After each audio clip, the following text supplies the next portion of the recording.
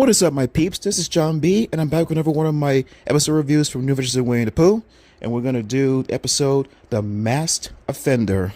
And this is going to be a Tigger-focused episode, too. So, without further ado, guys, let's do the review for The Masked Offender. We begin the episode with what seems to be a dream sequence, where we are going to the pages of a storybook, and we happen to see a stagecoach being driven by Pooh Bear and being pulled by Eeyore. Which, by the way, Eeyore is not, does not speak in this episode at all, actually. I guess Peter Cullen, for those who don't know, is the voice of Eeyore in this cartoon. Just wasn't paid for this episode for some reason, but in any case. Now we go inside the stagecoach and we see Owl dressed up, and Gopher is dressed up like a child. It is funny, he's carrying a lollipop, and he is not happy about that at all. And suddenly, the stagecoach is stopped by a very peculiar character. It's actually Rabbit, that's dressed up as a thief. He's about to hold up the whole stagecoach, too. And what's so funny about the scene is that he tells everyone that this is a stick-up, and everyone has got their hands up, but for some reason, Pooh Bear is kind of like unfazed by everything, like he's not, not got signs in the air doing something there. And it seems like our friends are about to be done for by a rabbit. So weird, though. When all of a sudden we see a shadowy figure in the distance, in the sunlight no less, who calls himself the Masked Avenger. Now, whenever I see this character here, I mean, it's Christopher Robin, though. You can even hear the voice, though. But whenever I see this character here, I think about Cubby from the Gummy Bears, who's known as the Crimson Avenger. Oh, I love that cartoon so much. For truth, justice, and the Darwinian way. If they ever bring the Gummy Bears back and a reboot, Disney, don't screw it up. That's all I'm going to say about that. Any case, this causes Rabbit to just lose his mind and just flee the scene, head for the hills, or anything like that. And then the other guys say thank to the Masked Avenger, and it's all in a day's work. And then we come out from the book, and Christopher Robin was finished reading the story to everyone there, and we see him, Pooh, Piglet, and Tigger all in bed. And Pooh and Piglet are asleep, but Tigger kind of is enthralled by the story, and he wants Christopher Robin to read the book to him again. But Christopher Robin, who's tired, tells him tomorrow.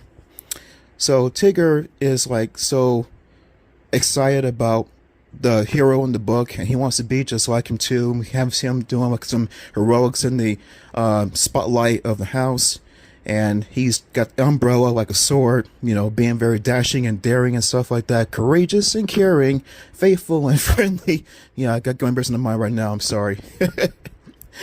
But back to Pooh Bear, guys. I'm sorry about that. So we cut away to the next morning when Piglet goes back to his house, and before he goes to his door, he's unable to open it. And then we suddenly hear another voice at the other end of the door. And then we know who it is because if you watch the episode, you know it's Tigger. But for some reason, Piglet doesn't know. And then Tigger asks on the other side of the door, "Who is it?" And Piglet says, "It's him." And then Tigger says, "Are you sure?"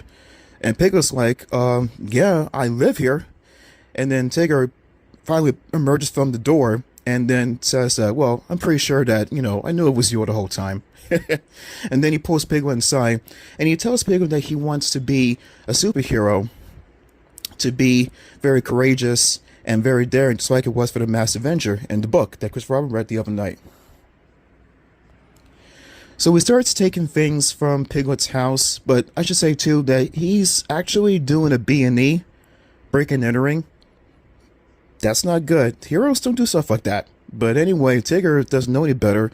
Is just trying to be, this dashing hero after the book he read, or being read about. And he goes to take a tablecloth from Piglet's table, which has a lot of stuff on it. And Piglet is just kind of freaking out, like, "Oh no!" And then Tigger somehow successfully takes the tablecloth off the table without making all the things on it fall over and crash. And then Tigger goes into the closet with the tablecloth in hand, and he says to Piglet, "You thought everything was going to fall over, right?" And then he slams the door, and then everything just comes crashing down and falling to pieces. So Piglet hunches over to the closet, and all of a sudden, Tigger emerges from the closet wearing a cape, a tablecloth that he took, a very elegant hat that didn't know Piglet had, a Zorro-like mask, oven mitts, and he also has a twig like a sword. And he calls himself the Masked Offender. And what I found funny about this is that he tells Piglet that they're not talk about they're not talk about his secret identity, and Piglet says that he doesn't know who he is though, and I'm like, how could you not know? You just saw him put the stuff on a few moments ago, and you're not sure about who he is. And then Tigger had to remind him that that's Tigger, of course. So a little bit later, Piglet and Tigger go out into the forest in order to find someone that Tigger could be of help to. And then we see Rabbit with his garden making the different changes to it, tending to it. And then Tigger goes to see a scarecrow that he thinks is actually trying to harm Rabbit. So what Tigger does, he puts on his Masked Offender costume and he goes into action by actually taking the scarecrow, and he actually takes it away from Rabbit's garden. And Rabbit is kind of dumbfounded, like, what is he doing? Even though Rabbit has no idea who that is, which I don't understand how he couldn't know who that is. But in any case, he takes the scarecrow away, and soon after, a murder of crows just comes down on Rabbit's garden and eats up the entire patch, leaving nothing but just the dry ground. It's one of those scenes where it's kind of funny but sad all at the same time, but in this case, no, it's hilarious though. They just came up, just ate everything, leaving poor Rabbit just disappointed and just dismay. Now, the next scene, we go over to Gopher's house, and Tigger sees that the hole that Gopher has for a home there, and he feels that if it rains, he could actually have his home flooded. So what he decides to do is he decides to cover Gopher's hole with a lot of dirt and stuff to prevent the rain from coming in, not realizing the fact that you're making it really hard for Gopher to come out of his hole though. And Gopher comes out soon after, and then he sees that he's got this huge amount of dirt over his home here, and then he gets very pissed off at a Masked Offender, still not realizing that's Tigger in disguise. I don't know how still. And and then the Masked Offender, Tigger, says to Gopher, no need to thank me for what I'm doing, what I did.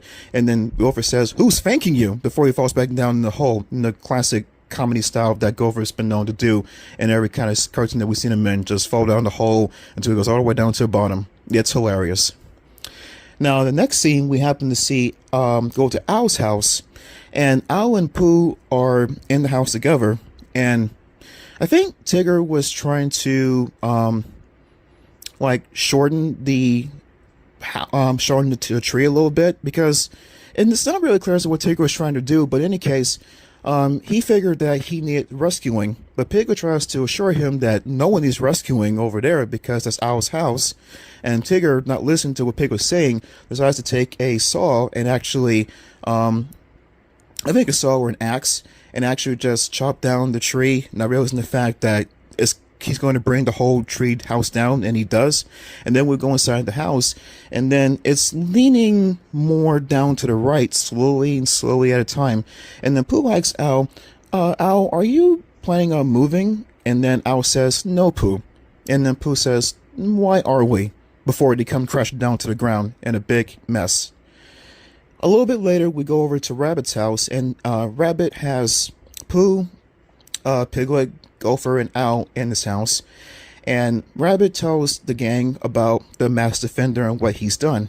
But at this point, I don't understand how they don't know it's Tigger, but in any case, Rabbit, very annoyed by what happened to his garden though, he decides to come up with a plan to try to get the Masked Offender to taste his own medicine.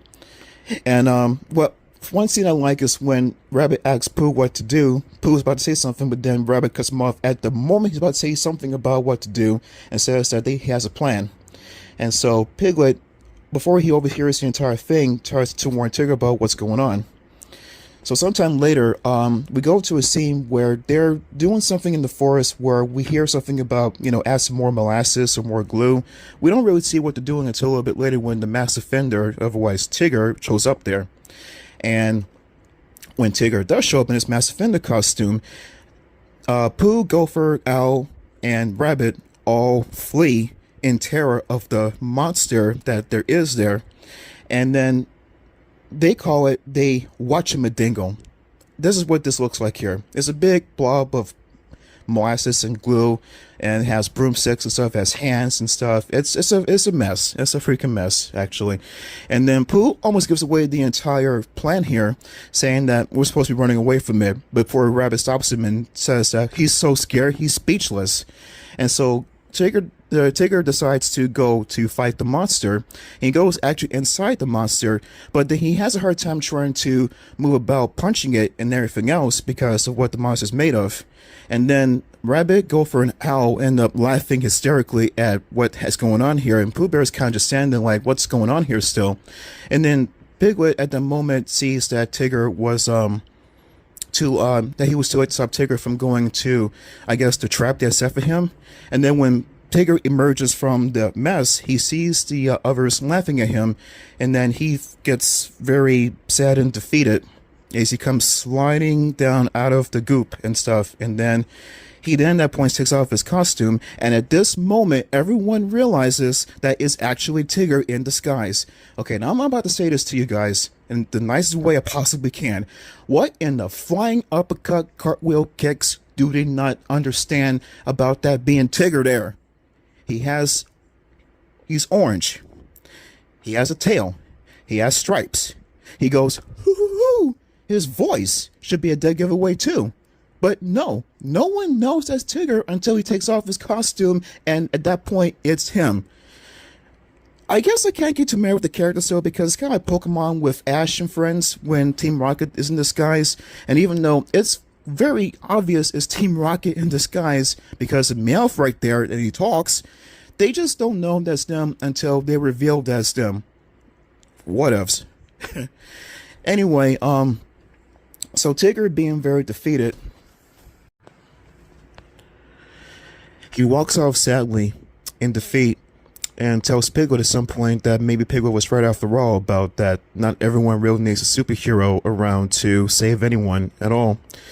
And Tigger walks off with Piglet right behind him, and Pooh Bear tries to grab a honey pot from the whatchamadingle that's stuck to it, and Rabbit was actually still pissed off about the fact that his garden was destroyed by, well, now he knows it's Tigger, and not paying attention to what Pooh is doing, or not paying attention to the fact that the whatchamadingle was actually coming very close to them when Pooh was trying to pull the honey pot loose, and actually gets pulled towards everyone, sticking Pooh, Rabbit, Gopher, and Owl all to it, and the whatchamadingle just runs off in the distance until it gets to a rickety bridge, gets stuck in the bridge, turns upside down, and has Pooh, Rabbit, Gopher, and Owl hanging helplessly, still stuck to the thing, as they're dangling very slowly down to the ravine down below.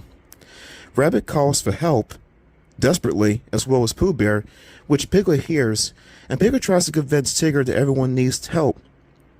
But unfortunately, Tigger, who is now in the closet at this point, refuses to come out the closet, and he's still very crestfallen by being so utterly humiliated from before.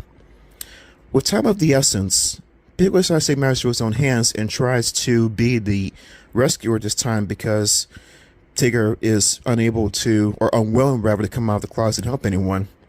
Despite the fact that he's very small, and despite the fact that it may seem very impossible, he tries to go outside to help everyone. And I have to give Piglet some credit, but it's all for naught, because as soon as we get to the next scene, everyone is still stuck to the thing, and now Piglet's stuck to the thing himself.